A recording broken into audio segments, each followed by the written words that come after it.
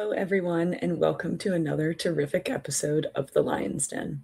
I'm your host, Venezia Leone, and today I'm joined by Scott Hollrah, founder and CEO of Venn Technology. Scott built Venn from a one-person consulting shop into a multi-year growing professional services firm by staying relentlessly focused on values, culture, and disciplined decision-making. In this episode, Scott shares his founder journey, including what finally pushed him to take the leap into entrepreneurship and why, in his experience, building the business actually got harder as the company grew. We talk about how scaling introduces entirely new problems, why what gets you to the first stage won't get you to the next, and how Scott learned to filter advice, avoid shiny objects, and protect focus as a leader. We also deep dive into culture and values, including Scott's one team philosophy, how culture shows up when things get hard, and why hiring people who truly care about customers is one of the most important decisions a founder will ever make. It's a super awesome conversation, a lot of insight, and I hope that you enjoy it. Hey, Scott, thank you so much for joining me on the Lion's Den today. It's great to be here. Thanks for having me. Yeah. So before founding Venn Technology, you spent years deep in Salesforce, ERP, systems integration. What originally got you into this world, and when did you realize, oh, there might be an opportunity for me to kind of be a leader in the space? Yeah, it took me a long time to figure out what I wanted to do when I grew up. But I had always known since college that at some point I wanted to run a business, whether it was one that I grew my way up through or one that I eventually started. I've always had an entrepreneurial spirit. I can remember as a kid riding around in the car with my dad and talking about business ideas, and so we would always bat ideas around like that, even at a young age. And in college, I can distinctly remember a class, one of my upper level marketing classes. We had this guest speaker come in, and this lady talked about what it was like running her own business. And I just knew at that moment that someday I was going to run a company. And so over the years had lots and lots of ideas about what that might look like. And when I was with my previous consulting firm, and I really loved the firm, but I had this moment after a meeting with a terrible client on a terrible project that I'm good at what I do. I love what I do. And I think I can find a way to feed my family doing it on my own. And so that sparked the jump to start Venn. Yeah. Did you find at the beginning that it was harder or maybe easier than you like? In my mind, when people talk about entrepreneurship, I feel like you either get the response that's like it's the most rewarding job in the world, or you get the response that's like only 1% of startups succeed, so you should quit now. What was your experience like in those early stages when you were like, okay, I'm gonna do this now? Yeah. It's interesting. Before I went off on my own, I spent a year and a half seeking wise counsel, meeting with anyone and everyone that had any experience that seemed somewhat relevant, and talked to dozens and dozens of people. And I got all kinds of great advice. And I only had one person out of the dozens that I met with that said, "You're crazy. Don't do this." Wow. And so there was a lot of care and thought that went into it. And it's interesting. I actually think the early days were hard, and they had their moments. But I actually think it's gotten harder as we've grown. I think it's actually gotten harder the longer that we've been in business trying to maintain growth. And in the earlier days, it's a little bit, I found it a lot of fun figuring out, okay, what are our processes going to look like? What are our systems going to look like? How are we, we kind of had this blank canvas, and we got to fill that in on our own. And as we've matured and we've filled in a lot of those lines, and of course you're always retooling, you're always redoing process and things like that. But yeah, it's interesting. I think that it's actually gotten a lot harder the more time has gone on. And there was something about the earlier days that just felt a lot different. Yeah. It also, I think when you come from a similar space, you're able to kind of mimic some of the processes and systems that you have worked in. And then when you get to the point where you're like, oh, actually now I'm in uncharted territory. I've never built a process to support that, or I've never employed 50 people. I've managed 4 people. Now we're at 50 people. And so you end up like having to actually just solve different problems than you had to solve at the beginning. Exactly. And the whole idea of, what got you here won't get you there. That it's cliche, but it's cliche for a reason. It's true. So, and one of the great things too about being able to borrow from what you've experienced elsewhere is you can take the parts that you like and leave the parts that you don't, and really make it your own. And I am incredibly stubborn, and the only thing I like less than being told what to do is, being told how to do it. And so having the freedom to make things my own and shape them the way that I think is going to serve the organization best is a lot of fun, and I get just a lot of joy out of that. Yeah. So you mentioned that you got a lot of positive feedback from a lot of different people, which is awesome. How did you decide whose voices like you were going to listen to? And maybe it's kind of two aspects. Maybe it's early on you used this criteria, and then as you grew you kind of shifted and used a different criteria. Yeah, I'll go a couple different directions with that. Number one, I like I was saying a minute ago, I met with anyone regardless of how well I knew them, whether I knew them or not. And, a lot of times I'd have a conversation with somebody and they'd say, "Oh, you should talk to." And I was all about going out and meeting as many new people as I could. And I also tried to approach every one of those conversations, not from the standpoint of what can you give me, but, how can I help you? Let me learn more about you. And that builds a lot of trust. Instead of coming to everybody, with your hand out wanting, give me, give me, give me. If you really try to approach it from the standpoint of how can I help you, it it breaks down a lot of barriers, it builds a lot of trust, and it creates a lot of mutual value. The other thing is, for people that I already knew when I was having those conversations, and to this day, the people that I consider mentors that I have these conversations with, it starts with whose values are most like mine. And when you meet somebody new for the first time, you can get a pretty good sense pretty quickly. Is this someone whose values align with my own? And if so, then it makes it a lot easier to trust and take their advice. The other thing that I think you do have to discern a little bit, nobody knows your business as well as you know your business. And sometimes you get advice, but the other person doesn't have enough context to fully understand a situation. And so there's an element of that you've got to kind of wade through and say, "Hey, I hear what they're telling me and I understand why they're telling it to me, but does this apply in my situation?" And it may or may not. There's also a benefit to talking with people who are not in your space, and they come with perspective, and they come without baggage and emotions that you may have. We all in our businesses have emotional attachments to some things, whether we want to admit it or not. And having that independent third party that doesn't have that attachment is incredibly valuable. But you have to filter everything and say, okay, how does this actually apply in my situation? Yeah. It's interesting because it sounds like it's a multi-step process. It's like you intake the information and then you decide, okay, does this person align with my goals and my values?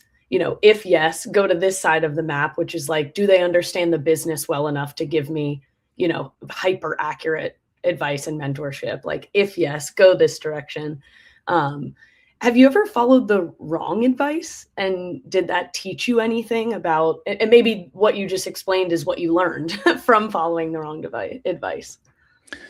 I think more often than not, I have ignored good advice. And Yeah. and I'm sure that if I look back at different times, I could tell you, yeah, I took somebody's advice and it was the wrong advice. But I think the most common thing for me has been, I can think about one of my mentors in particular, and I can think about a couple of different situations, that recurring themes that went on for a long, long time. And he told me, "Scott, you need to take care of this. You need to approach this. You need to have this difficult conversation."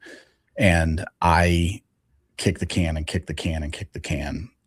Those situations don't get better the longer you wait. They only compound, they only get worse. And in hindsight, I wish that I had taken their advice and had those hard conversations early when it was not at a fever pitch when those conversations finally came to light. I would have saved myself a lot of heartache. I would have saved other people a lot of heartache. And so I think that's one thing that I would encourage everyone to do when it comes to hard conversations. Have them sooner, don't delay. Yeah. Do you do a better job of that now? I do a better It's the job. hardest thing. It's the hardest thing, the difficult converse in any aspect of life, you know? It is, and I am wired to be non-confrontational. I am a peacemaker. I'm the one in the room when people are disagreeing, trying to find the common ground and trying to diffuse the situation. And so it is really hard for me to have those difficult conversations. But over time, I've grown increasingly self-aware, and I've gotten a lot better about having those conversations than I used to be. Yeah. And I think that's part of the growth of being a founder is like what are there are thousands of skills you need and different people spike in different skills, and learning and understanding what's your strength and like what is the thing that you need to work on over the next 5, 10, 15 years is, I think, a part of the journey. Yeah. I mean, I think self-awareness is one of the most critical things too, because we've all got our blind spots. And if you don't have a way to become aware of these things, they're going to continue to be blind spots, and you're not going to be able to work on those things over 5, 10, 15 years. And I think that really speaks to the importance of having mentors in your life, whether they're formal mentors. So for example, I talked about this person that worked with me for years and coached me and told me, you really need to take care of this situation. This is a formal mentorship. I've had this business coach for 8, 9 years now, and it has been invaluable. But I also have dozens of informal mentors. It's people that I get together for lunch or coffee, or for people who aren't local, getting together on a Zoom a couple times a year and just Yeah. bouncing ideas and hearing about their career. And so whether it's formal or informal, I cannot encourage people, frankly, whether you're going to go start a company or not. If you're in the business world at all, you need to find mentors, find people that are a few steps ahead of you, that have lived it, that can help you see around the corners that you don't even know are there, and heed their advice. Yeah, absolutely. I was just months ago in the job search and ended up the same thing. Called my old boss, got coffee, and literally just spent the time like being upset. But it was so helpful, like to have somebody who understood the industry and understood the space and could like give me a helpful, hey, learn this tool. That's going to be a differentiator in the job market or whatever. So, totally agree on having those people you can call on in the good times and the bad. Um, so one of the things that it appears that you've spent time on is focus and really driving your attention towards whatever that next goal is for you and your company. What systems or principles help you protect that focus? As a leader of an organization. Yeah. I'll go back to mentors for a minute. One of the things that my mentor, Jim, said to me years ago, and I think Warren Buffett originally had the phrase, but something to the effect of great CEOs say no to almost everything so that they can say yes to the right thing. And this was another thing that I've had to learn the hard way. And it's really easy to chase shiny objects. And being in tech, where there's always some new shiny object, it is really, really hard to not go and try to figure out what to do with each one of those, whether it's an internal tool that we want to adopt that's going to be a game changer, or some new partnership that's going to create new revenue opportunities for us. And so over the years, we have definitely both when it comes to internal tools as well as pursuing partnerships, we've definitely taken on things that we shouldn't have. And one of the hardest things that I've had to do over the years is know when to call it quits. And there was a partnership we'd invested probably 4 years in. We'd spent a lot of money and we had very, very little to show for it. And it's Mm, easy to get stuck in this sunk cost fallacy of, okay, we'll just do it one more year. We'll sponsor this event one more time. We'll do, and eventually you've got to call it what it is and say, no, this is not a fit for us. We don't work in this space. And it doesn't really matter why. And it doesn't matter that we've spent years. It doesn't matter that we've spent all this money. It's not going to work. And we need to quit wasting our time. And I think in that particular example, I think that one of the reasons that we did not fail was that we did not have enough focus. Um, we were very focused on areas where we had a lot of low hanging fruit, where we had a lot of existing relationships, and it was easy to put our time there. And we didn't have we did not intentionally allocate enough resources to focus on the other area and do it well. And so if you are going to go into something, make sure that you can really, really do it. It mm. can't be something that you dabble with and just kind of do it on the side and hope that it'll turn into something big. You have to be really, really focused on it. And how do you like distinguish, or have you been able to kind of develop a better feel or practice for distinguishing between like, oh, this is something I do want to allocate enough resources to pursue wholeheartedly, or I can kind of see with my crystal ball into the future and I don't think it's going to give me that, reward that I'm hoping. Yeah, and I wish I could give you a formula. Here's the Excel spreadsheet, plug in your inputs and You it'll give you a integrate. yes or no. Yeah. But one of the things we start with is what is the total addressable market for this thing that we're evaluating? And I'm thinking about this more in the context of new opportunities, new partnerships that we want to pursue for revenue generating opportunities. So what is the TAM for this thing that we're looking at? How well does this partnership align with the skills that we already have? Mm, Is it we're in the bullseye? Is it a couple of rings out from the bullseye? Is it something that's like, yeah, it kind of plays, but we've got one person in house that knows about 15% of what we would need to do to be effective. And so looking at it kind of through these concentric circles to say how close is it to the bullseye for us, and is there enough market opportunity for it to make sense? That's really where the conversation starts. yeah. And I imagine too that a lot of times in that sort of conversation, you have to really balance like what you think will happen in the future versus what's happening right now. Because I imagine if you are able to build an integration and customers do see it, then you might have higher adoption than you would assume based on the current tools that those people are using. Like, do you find that as well? There's a little bit of a dollar's worth more in 5 years with interest kind of thing.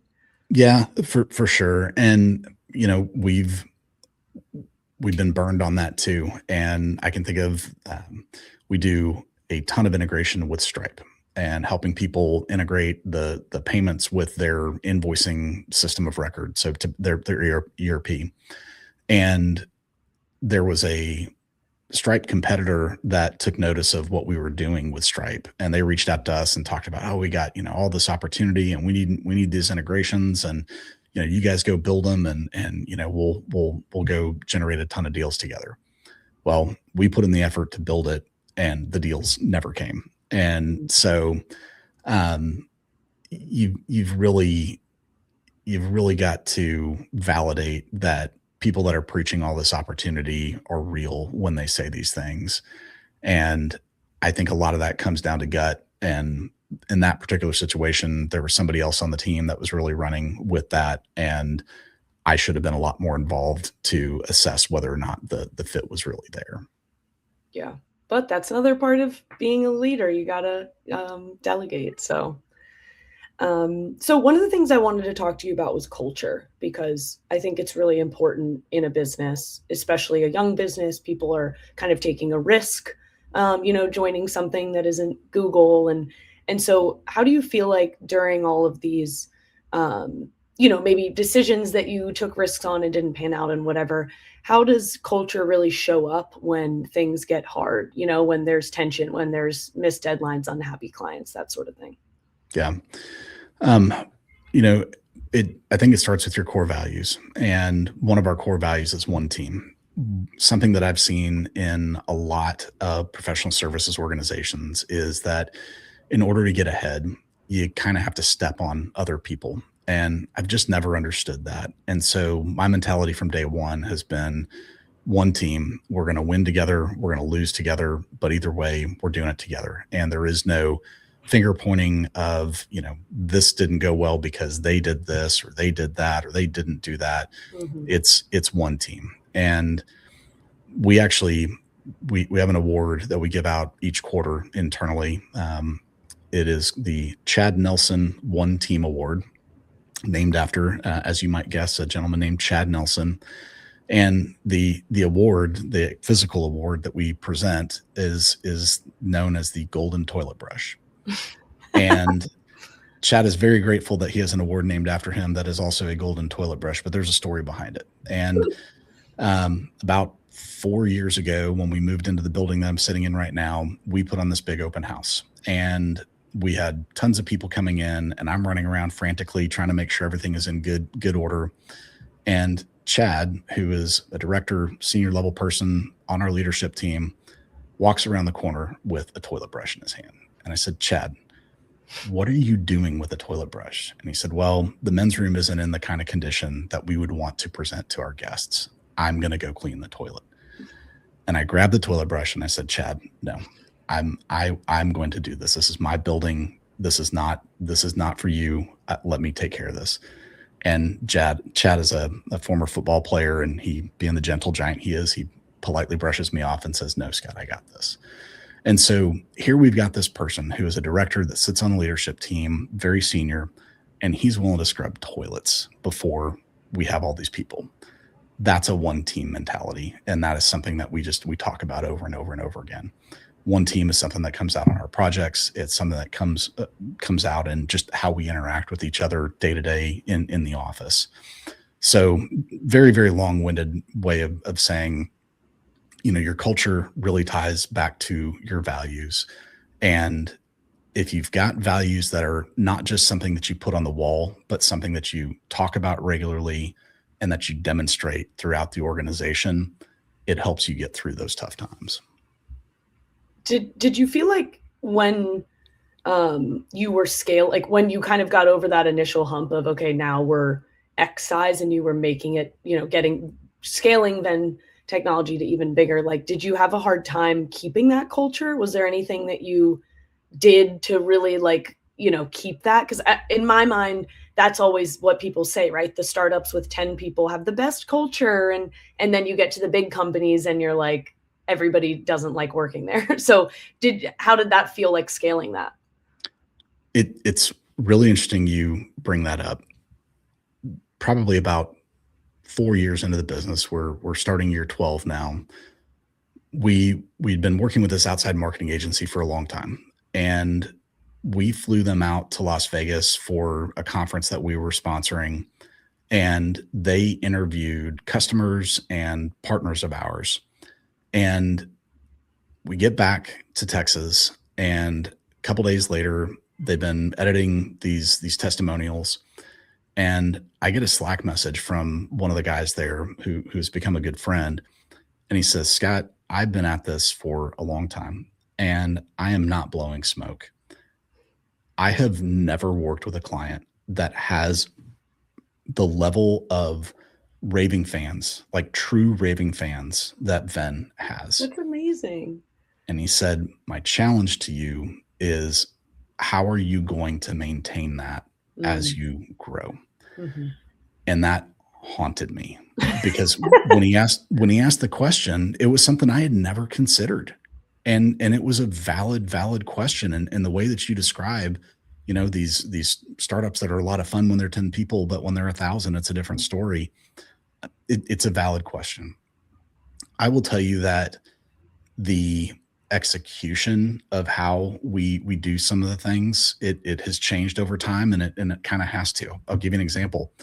We used to have a weekly Monday morning meeting with the entire company, and we went through, everybody had to talk about the status of their active projects.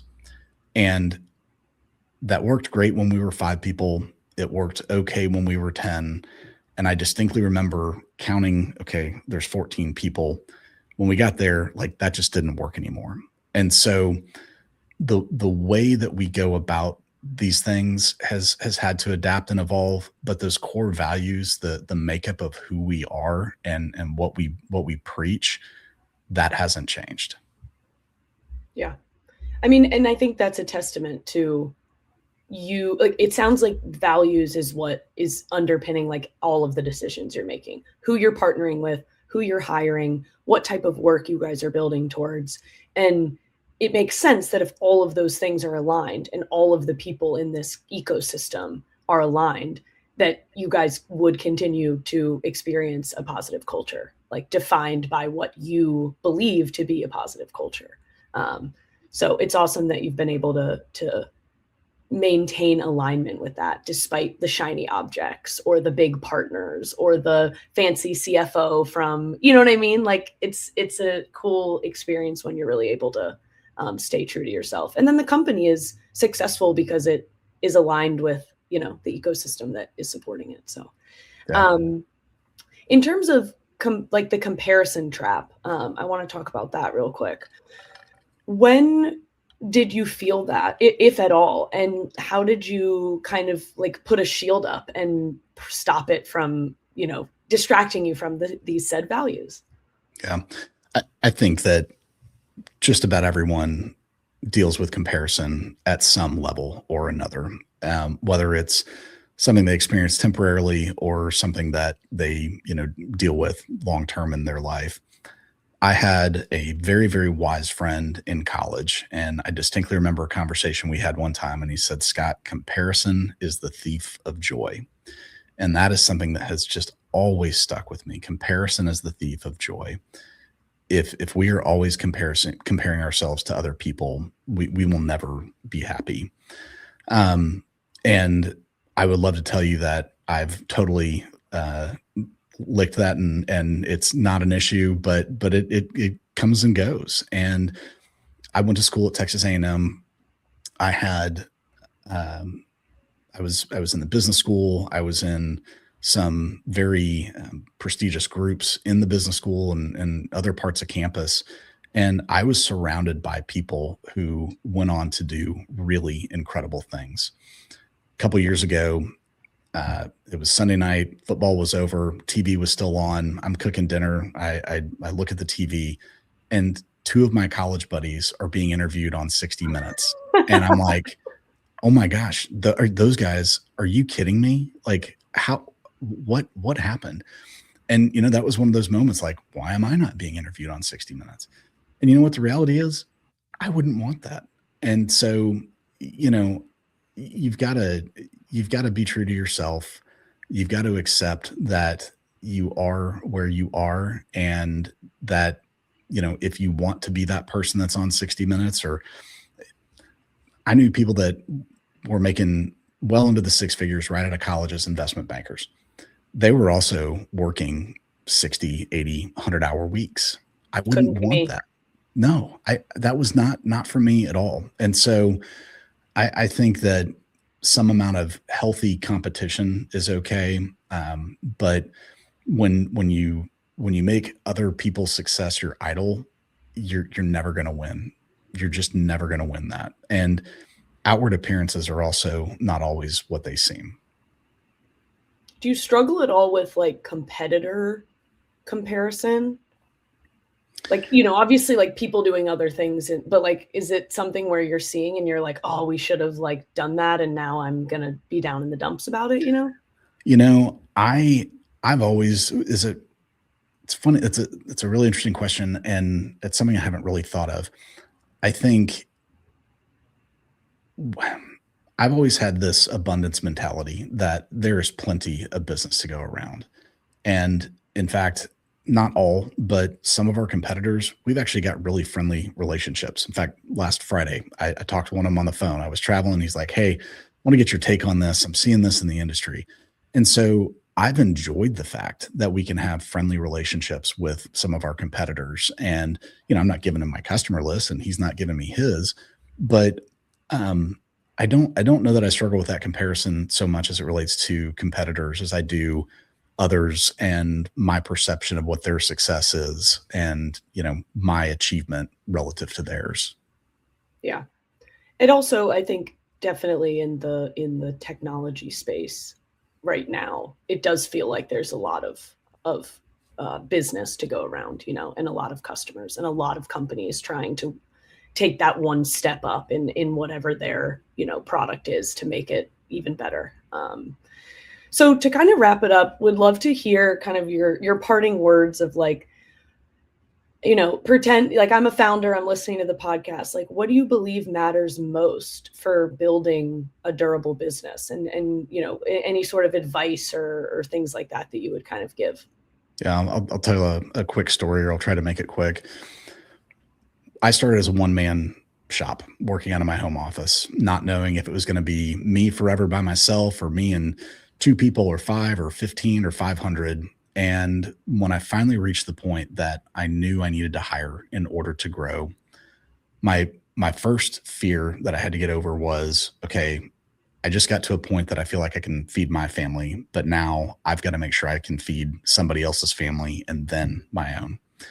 And once I got over that hurdle, the next thing that I had to figure out was, whoever I hire, are they going to care as much about the success of the customer as I do? Hmm. And I would tell you, make sure that you are making really, really good hires.